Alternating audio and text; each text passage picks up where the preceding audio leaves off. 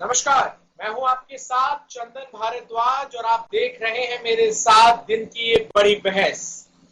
आप सभी को गुलिस्तान न्यूज की तरफ से ईद की हार्दिक शुभकामनाएं। आज ईद के इस मौके पर इस पूरे देश को जरूरत है कि वो सोशल डिस्टेंसिंग के नियम का पालन करे। पूरे देश को जरूरत है कि वो अपनी बारी आने पर कोरोना की वैक्सीन लगाएं। पूरे देश को जरूरत है कि ईद के इस त्योहार पर हम ये संकल्प लें कि जब तक कोरोना से हम जंग जीत नहीं जाते तब तक हम खुद को किसी भी ऐसी जगह पर जाने से रोकेंगे जहां हमारे संक्रमण के खतरे हो। हम खुद को किसी भी ऐसे स्थान पर किसी भी ऐसे लोगों से मिलने से, किसी भी सामूहिक भीड़ भाड़ को इकट्ठा करने वाले कार्यक्रमों में सम्मिलित करने से, उनका आयोजन करने से खुद को हम रोकेंगे ताकि कोरोना संक्रमण के खिलाफ जो हमारी जंग है उसे हम जीत सके। लेकिन कोरोना संक्रमण के खिलाफ इस जंग को जीतने के लिए जिस चीज की सबसे ज्यादा आवश्यकता है वो है कोरोना के टीकाकरण की। लेकिन जिस तरीके से बीते कुछ दिनों में देश भर में कोरोना के टीकों की कमी साफ तौर पर उभर कर सामने आई है, उसने देश की स्वास्थ्य व्यवस्था की हाल को एक बार फिर से देश की जनता के सामने लाकर खड़ा कर दिया है। कोरोना संक्रमण के बढ़ते मामले, संक्रमण के बढ़ते मामलों के बीच कोरोना वैक्सीनेशन का ऐलान। वैक्सीनेशन के ऐलान में सबसे पहले चरण में 65 साल के ऊपर के लोगों को कोरोना की वैक्सीन लगाई गई। उसके बाद 1 मई से 18 से 44 साल की उम्र के लोगों को जो है कोरोना की वैक्सीन दी गई। उससे पहले 45 साल के ऊपर के लोगों को कोरोना की वैक्सीन दी गई थी।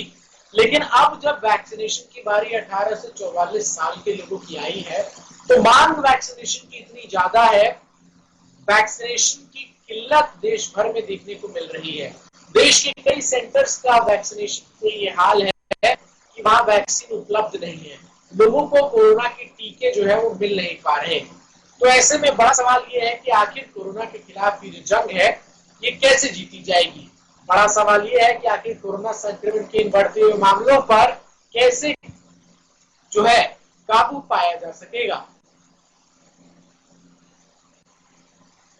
तो कोरोना संक्रमण के इन बढ़ते मामलों के बीच दिल्ली में कल जो एक तरीके से राजनीति देखने को मिली केंद्र बनाम राज्य की, जिसमें दिल्ली की साफ तौर पर अरविंद केजरीवाल सरकार ने आरोप लगाया कि केंद्र सरकार के कहने पर भारत बायोटेक जो है वो साफ तौर पर कोरोना वैक्सीन जो है वो वैक्सीन वो नहीं उपलब्ध करा रहा। तो निश्चित तौर पर ये बड़ा सवाल है कि आखिर कोरोना संक्रमण के बढ़ते हुए मामलों के बीच किस तरीके से देश जो है वो संक्रमण की रफ्तार को नियंत्रित कर लोगों को वैक्सीनेट कराएगा। संक्रमण के लगातार बढ़ते हुए मामलों के बीच जो कई चुनौतियां हैं उनमें सबसे प्रमुख चुनौती एक ये भी है कि तमाम वैक्सीनेशन सेंटर्स पर जिस तरीके से इंतजामात होने चाहिए कोरोना के वैक्सीनेशन के, वो इंतजामात अभी पर्याप्त नहीं है।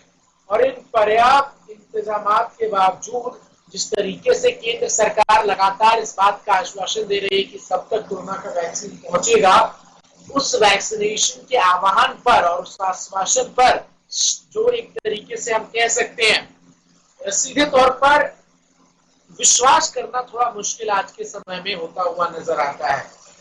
बड़ा सवाल है कि आखिर किस तरीके से कोरोना की वैक्सीन जो है वो लोगों तक उपलब्ध होगी, क्या है इस पर केंद्र सरकार की रणनीति। इन तमाम सवालों के जवाब हम तलाशने की कोशिश करेंगे। हमारे साथ तमाम मेहमान जुड़ेंगे केंद्र सरकार और भारतीय जनता पार्टी का पक्ष रखने के लिए और विपक्ष का पक्ष रखने के लिए कांग्रेस से।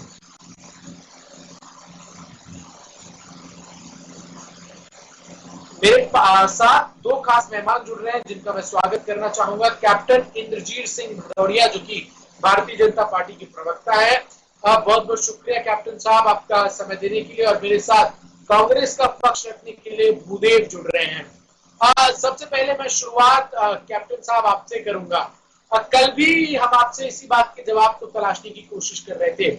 आज पूरा देश ईद का त्योहार मना रहा है। ईद के त्योहार के बीच क्या आपको नहीं लगता कि इस देश के केंद्र सरकार को इस देश के तमाम नागरिकों को ईद के तोहफे के तौर पर मुफ्त वैक्सीनेशन और सबको वैक्सीनेशन का एक तोहफा जो है वो देना चाहिए। जी चंदन जी, बहुत अच्छी बात है, आपने अच्छे सवाल पूछे। वैक्सीन फ्री में ही लग रही है, शायद आपने अगर ट्राई किया हो, फ्री में ही लग रही है। अगर आप फ्री और पेड दोनों उपलब्ध है सर, फ्री और पेड दोनों। हाँ, तो वही मैं आपको बताना चाह रहा हूँ कि आप जाइए, जहाँ भी सरकारी हॉस्पिटल है वहाँ फ्री लग रही है। प्राइवेट में अगर जो उसको अफोर्ड कर सकते हैं, आप सोचिए, क्या राहुल गांधी को आज फ्री वैक्सीन की जरूरत है? प्रियंका गांधी को फ्री वैक्सीन की जरूरत है? अखिलेश यादव को फ्री की जरूरत है? केजरीवाल को फ्री की जरूरत है? क्या इन लोगों को फ्री की जरूरत है? अगर ये उसमें गवर्नमेंट के खाते में कुछ सहयोग करते हैं, कहाँ बुराई है? जिनको आवश्यकता फ्री की है उनको मिल रही है।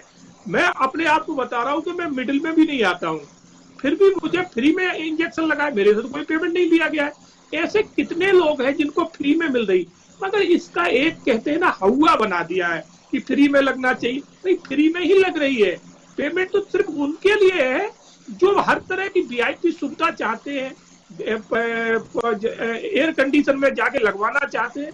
तो जब एयर कंडीशन में वो जा सकते हैं तो 150-200 रुपए पेमेंट भी कर सकते हैं, उन्हें फ्री की जरूरत नहीं है। अगर वो आपको पता है ना कि जो वैक्सीन, जो पेड वैक्सीन है हमारे देश में, वो विश्व के तमाम देशों की तुलना में सबसे ज्यादा महंगी है। नहीं, ऐसा नहीं है। आप कंपेयर करिए दूसरी जगह से, तो हमारी करके बता रहा हूँ सर, आप बात ऐसे झुटला नहीं सकते। मैं कंपेयर करके, मेरे पास डेटा है तब बता रहा हूँ। नहीं झुटला, हमारे पास भी हर कंट्री का डेटा है और हम उनको सबको कंपेयर करे बैठे हैं। हमारी जो वैक्सीन जो भारत निर्माण से बनी हुई है वो बहुत सबसे इफेक्टेड है। आप ये देखिए, हमारी का जो है ना 90.6 अफेक्टेड है, और की किसी की 70 है, किसी की 80 है। तो आप सोचिए, इतनी अच्छी वैक्सीन है, मगर जब से बनी है तब से इसके ऊपर राजनीति हो रही है। चंदन जी आप ध्यान दें, जब ये बनी थी उस टाइम भी कांग्रेस के नेता राहुल गांधी ने इस पे बहुत बड़े ऑब्जेक्शन उठाए थे कि ये तो लगाने लायक ही नहीं है, इसके जो है ना मापदंड पूरे नहीं देखे गए हैं, इसको जो है ना बहुत जल्दी में मोदी जी ले आए, और ये तो ऐसे लग रहा है जैसे बीजेपी की वैक्सीन है। तो शुरू से इस तरह की एक अफवाह फैलाई गई। और आप सोचिए, जब पार्टी का कोई बड़ा नेता, जब बड़ा मुखिया इस तरह की अफवाह फैलाता है, तो आम कार्यकर्ता में ये भावना जरूर उत्पन्न होती है कि ये वैक्सीन ठीक नहीं है, इसको नहीं लगवाना है। तो ये महामारी का मुख्य कारण ये नेता है जिन्होंने इस वैक्सीन पे अफवाह फैलाई और लोगों को इस वैक्सीन से दूर किया। अगर उसी से एक सेकंड, इन्होंने इस वैक्सीन पे अफवाह फैला के बीजेपी का विरोध तो किया, चलो कोई नहीं है, पार्टी है, राजनीतिक पार्टियां विरोध होता रहता है, मगर इन्होंने सबसे बड़ी उनकी काबिलियत पे प्रश्न चिन्ह लगाए जिन वैज्ञानिकों ने बड़ी मेहनत से इसको बनाया था। तो इनको सोचना पड़ेगा कि ये किस तरह की राजनीति कर रहे हैं, कहाँ जा रहे हैं, किस देश को कौन सी दिशा देना चाह रहे हैं। भूदेव शर्मा मेरे साथ कांग्रेस का पक्ष रखने के लिए इस चर्चा में जुड़े हुए हैं। भूदेव, क्या ईद के मौके पर आपको नहीं लगता, जिस बात का जवाब मैंने कैप्टन साहब से भी तलाशने की कोशिश की, इस देश की केंद्र सरकार को तमाम देश के लोगों के लिए वैक्सीन को फ्री कर देना चाहिए और सभी तक वैक्सीन उपलब्ध हो, इस बात को लेकर व्यवस्थाएं करनी चाहिए? देखो चंदन जी, सबसे पहले तो मैं आपके चैनल के माध्यम से अपने देश के सभी देशवासियों को परशुराम जयंती की, अक्षय तृतीया की और ईद की हार्दिक शुभकामनाएं देना चाहता हूं। और मैं बताना चाहता हूं कि जैसे बीजेपी के प्रवक्ता जी ने बोला कि हमारे देश में फ्री में वैक्सीन लग रही है, तो सबसे पहले को ये पता होना चाहिए कि हमारे देश में वैक्सीन की 3 रेटें की गई हैं और उन पर भी जीएसटी 5% से 8% जो चाहे एम्बुलेंस हो, चाहे वैक्सीन हो या ऑक्सीजन हो, इन पर भी केंद्र सरकार टैक्स ले रही है। दूसरी बात, वैक्सीन राज्य सरकारें अपने स्तर पर फ्री में लगा रही हैं, केंद्र सरकार ने कोई फ्री में नहीं की है, जिसके लिए सारी विपक्षी पार्टियां आवाज उठा रही है, पूरा देश आवाज उठा रहा है। लेकिन हमारे मोदी जी वैक्सीन को सुप्रीम कोर्ट के आदेशों के बावजूद भी विदेशों में बेच रहे थे, और जो सुप्रीम कोर्ट ने भी इसके लिए उनसे सवाल पूछा था कि जब अपने देश में तो आप किस आधार पर वैक्सीन को विदेशों में भेज रहे हो? पहले तो अपने देश के लोगों को बचाने की जरूरत है ना। तो जो राज्य सरकारों ने अपने स्तर पर फ्री में वैक्सीन लगवाई थी, आपने बिल्कुल सही सवाल किया है कि इनको आज परशुराम जयंती भी है, अक्षय तृतीया भी है और ईद भी है। ऐसे मौके पर हमारे केंद्र सरकार को एक उदाहरण पेश करना चाहिए और पूरे देश के लिए, क्योंकि अभी तीसरी लहर भी आने वाली है और इस कोरोना से बचाने के लिए पूरे देश के लिए कोरोना वैक्सीन को फ्री में करना चाहिए था। लेकिन और रही बात इसकी राजनीति की, तो मैं इन बीजेपी प्रवक्ता जी को बता दूं कि राजनीति कौन करता है अब ये सारे देश ने देख लिया है। क्योंकि आपने जिस तरह की राजनीति की है, पश्चिम बंगाल में सरकार बनानी हो या मध्य प्रदेश में सरकार बनानी हो या बिहार में सरकार बनानी हो, इन सरकार बनाने के चक्कर में आपने पूरे देश को लाशों के ढेर में तब्दील कर दिया है। शमशानों में लाशों को जलाने के लिए जगह नहीं है। अब तो नदियों में भी लाशें तैरती हुई दिखाई दे रही हैं।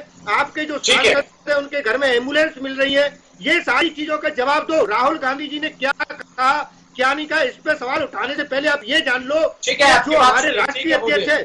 सर एक सेकंड चंदन जी, सिर्फ 1 मिनट, लास्ट मेरी बात करो।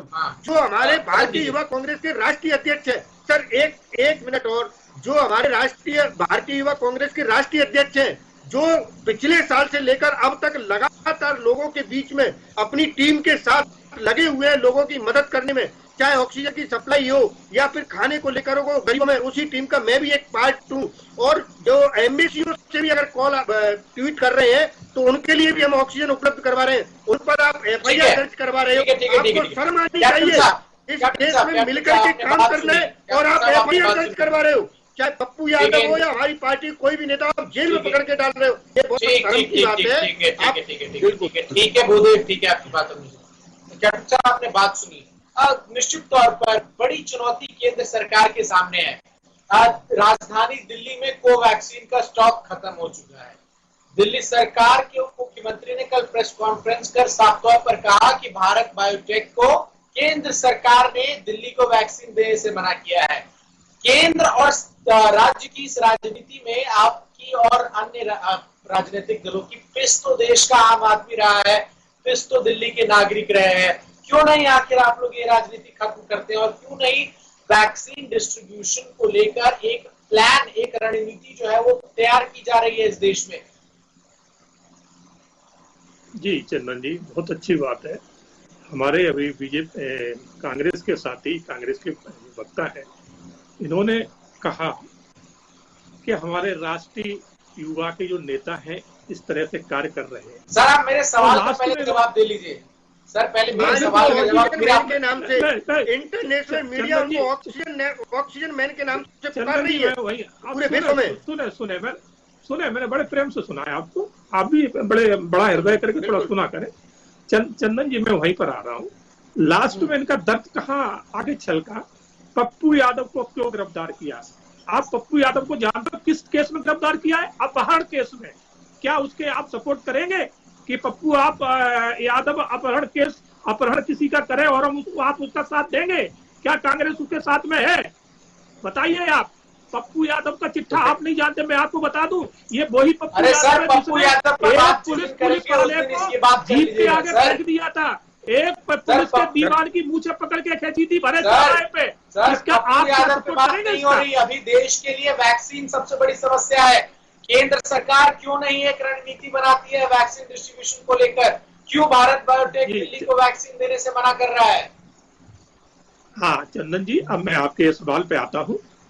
आपने देखा होगा कि केजरीवाल जी ने आज से 15 दिन पहले क्या कहा था कि हमने दिल्ली को बिल्कुल कंट्रोल में रखा है और दिल्ली में हम जो है ना हर तरह से दिल्ली से कोरोना को हरा रहे हैं। और अब इन्होंने जो एक हॉस्पिटल जो तैयार किया है रामलीला ग्राउंड में, तो इतनी मौतों के बाद इनको याद आई ये हॉस्पिटल पहले भी कर सकते थे। और आज उसपे खर्चा कितना दिखाया है मालूम है? पहले तो केंद्र सरकार भी बहुत कुछ कर सकती थी ना सर, केंद्र सरकार भी पहले बहुत कुछ कर सकती थी। अब सुनिए, मेरी सुनिए। सरकारी हॉस्पिटल जो 250 बेड का था उसको इन्होंने बंद करवा दिया है और रामलीला मैदान में एक ऑलरेडी जो चल रहा है हॉस्पिटल उसको केजरीवाल जी ने बंद करवा दिया है। और रामलीला मैदान में 3500 करोड़ का खर्च दिखा के उसको तैयार कराया है। तो अगर चलो ठीक है आपने जो किया, और फिर कहते हैं केजरीवाल जी मेरे पास पैसा नहीं है, हम कहां से सुविधाएं लाएं, हम कहां से जो है ना दिल्ली की जनता की मदद करें।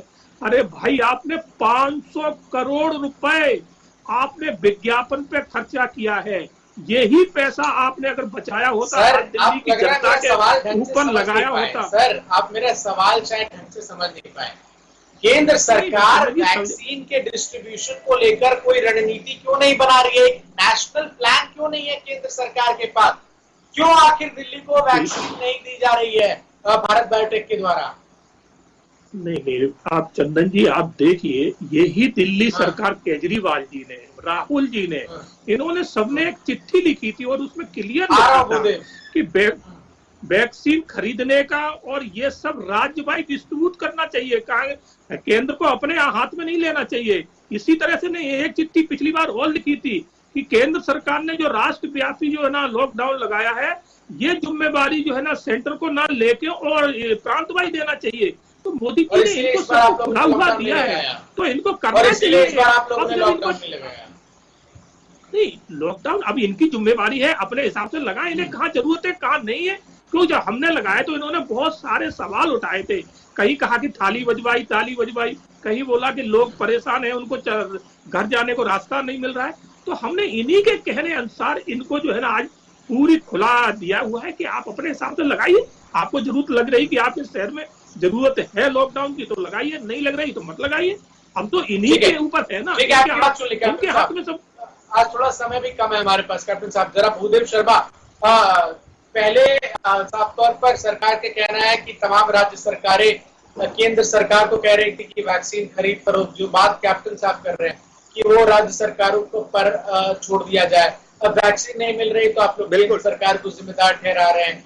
क्या है इसके पीछे, क्यों राजनीति हो रही है वैक्सीन? चंदन जी सबसे पहले मैं चंदन जी, मेरी आवाज आ रही है? चंदन जी जी आ रही है।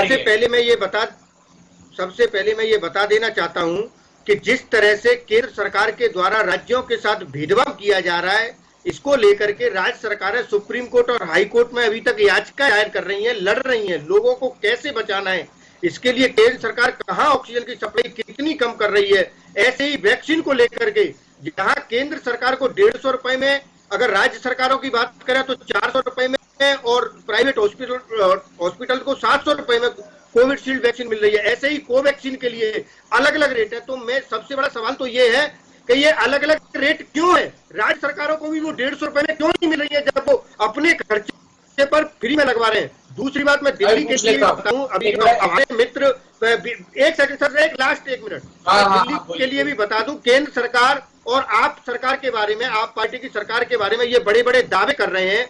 कल सुप्रीम कोर्ट ने भी बोला कि कम्युनिटी किचन शुरू करो, क्योंकि ये बोलते हैं कि लोगों के लिए हम नगद पैसे दे रहे हैं, राशन दे रहे हैं, सरकार की तरफ से ये दिया जा रहा है। तो मैं सबसे पहले, जो सबसे बड़े कोरोना वॉरियर्स हैं, जो सफाई कर्मचारी हैं, उनकी सैलरी 5 महीने से नहीं दी गई है, उनके घर में खाने के लिए पैसा नहीं है। तो केंद्र सरकार को उनके मनोबल को भी बढ़ाना चाहिए, उनमें एक ऊर्जा का संचार होगा। वरना अगर वो इस समय हाथ खड़े कर देंगे तो हम कोरोना की जंग नहीं जीत पाएंगे। ये जो राजनीति कर रहे हैं ना, राजनीति वहां कीजिए जहाँ जरूरत है, उन चीजों पे भी ध्यान दीजिए। कैप्टन साहब से, कैप्टन साहब, राज्य सरकार को महंगे दामों पर क्यों दी जा रही है वैक्सीन, केंद्र सरकार सस्ते पर क्यों खरीद रही है? एक इक्वालिटी नहीं है वैक्सीन डिस्ट्रीब्यूशन में इस देश में, ये तो आपको मानना ही पड़ेगा। चली गई आपकी। नहीं चंदन जी आप देखें, सरकार ने जो रेट निर्धारित करे हैं वो एक बड़े ही सोच विचार के करे हैं, और जो मापदंड होते हैं मापदंडों के आधार पर किए हैं। ऐसा नहीं है कि उसको ज्यादा दे रहे हैं, उसको कम दे रहे। आप 150 में लीजिए, दूसरे उसको 600 में ले, ये सही थोड़ी है। नहीं, आप देखिए, जो प्राइवेट वाले जो ले जाएंगे तो वो किस लिए ले जा रहे हैं? वो आपको फ्री में लगाने को तो ले नहीं जा रहे हैं। आप सोचिए ना, सरकारी हॉस्पिटलों को जो मिल रही है उसका रेट अलग है और प्राइवेट का रेट अलग है। कोवैक्सीन, अरे हमें कोवैक्सीन हो या कोविशील्ड, दोनों राज्य सरकारों को महंगी मिल रही है, जबकि राज्य सरकार अपने स्तर पर फ्री में लगा रही है वैक्सीन। तो ये केंद्र सरकार वहाँ मदद नहीं कर सकती, पूरे देश को फ्री में नहीं दे सकती, कम से कम उसकी रेट तो एक रख सकती है ना। हमने सारा ही पूरा डाटा गूगल पे डाला है, आप देख लिया करें। हमने पूरा अपने पास नहीं रखा है, हमारी बिल्कुल सरकार डाटा पास में नहीं देख रखती, करके सब कुछ ही आए हैं सर, ओपन बिल्कुल डाटा करती देख है। के आए ये हैं। कांग्रेस राज्य सरकार है, ये कांग्रेस वाला काम नहीं है कि मनमोहन 10 साल, मनमोहन जो है ना प्रधानमंत्री होते हुए भी 10 साल नहीं बोले थे, हमारे आए हैं सर। अरे सर वो एक नहीं एक बोले शब्द थे, लेकिन देश ओपन के किया विकास जाता सबसे है। अधिक मनमोहन सिंह जी के कार्यकाल में हुआ था। आप क्या जान रहे हो, आप देश को 70-60 साल पीछे ले गए मोदी जी। आज हम अपने पड़ोसी देशों से भी बहुत पीछे हैं। इससे अच्छे मनमोहन सिंह जी के कार्यकाल में जितना विकास इस देश ने किया है उतना किसी के कार्यकाल में नहीं किया है। आपको पता नहीं है, बोलते कम थे लेकिन काम ज्यादा करते थे। ये नहीं थे कि केवल मन की बात है। आज टीवी पे भाषण दे के चले गए और चुनाव में आप लगे हो, पूरे देश को अपने लाशों के ढेर पे लगा दिया। पोल घोटाला कितने घोटाले थे मनमोहन सरकार में, मालूम है आपको? देश में महामारी फैली हुई है और आप सरकार में लगे हुए। एक भी घोटाला बता दो, एक भी घोटाला सुप्रीम कोर्ट से क्लियर नहीं हुआ, कोई घोटाला नहीं हुआ। केवल आपने जनता को गुमराह किया। ये सरकार वही है, ऐसे ही आज आप कोरोना के नाम पे कर रहे हो। फिलिप सिंह के जो है ना आतंकवादी अराफात को सबसे पहले मान्यता दी थी उस देश को। चंदन जी, ये व्हाट्सएप यूनिवर्सिटी की बातों को खत्म कीजिए। ये कोई बात नहीं, मेरा एक सवाल है, मेरा एक पूछा जा रहा है, बड़ा महत्वपूर्ण सवाल है आप दोनों से मेरा एक बड़ा महत्वपूर्ण सवाल है। देश में आम नागरिकों की मौत हो रही है कोरोना वैक्सीन की किल्लत से। देश में आम नागरिकों की मौत हो रही है समय पर ऑक्सीजन ना मिलने से, जरूरी दवाइयां ना मिलने से। लेकिन जिस तरीके से आप लोग अभी भी, भारतीय जनता पार्टी अभी भी कांग्रेस की ही नाकामियों को गिनाने में लगी है और कांग्रेस अभी भी हर चीज पर राजनीति कर रही है, क्या इस प्रकार से ये देश कोरोना मुक्त होगा? दोनों आप इसका संक्षिप्त में मुझे जवाब दे दीजिए। पहले भूदेव आप चर्चा को खत्म करूंगा। एक मिनट पहले भूदेव से जवाब दे देते। 30 सेकंड है चंदन जी, ये बिल्कुल गलत है कि कांग्रेस राजनीति कर रही है। विपक्ष अगर जनता के सवालों को नहीं उठाएंगे तो सरकार किस तरह से काम कर रही है आप देख रहे हैं। विपक्षी बातों को दरकिनार किया जा रहा है, चाहे सोनिया गांधी हो, मनमोहन सिंह हो या हमारे नेता राहुल गांधी जी हो। कोई भी अगर इससे सवाल पूछता है तो ये उसका जवाब नहीं देते। आवाज कम कर दी। कैप्टन साहब, क्लोजिंग कमेंट्स 30 सेकंड आपके पास।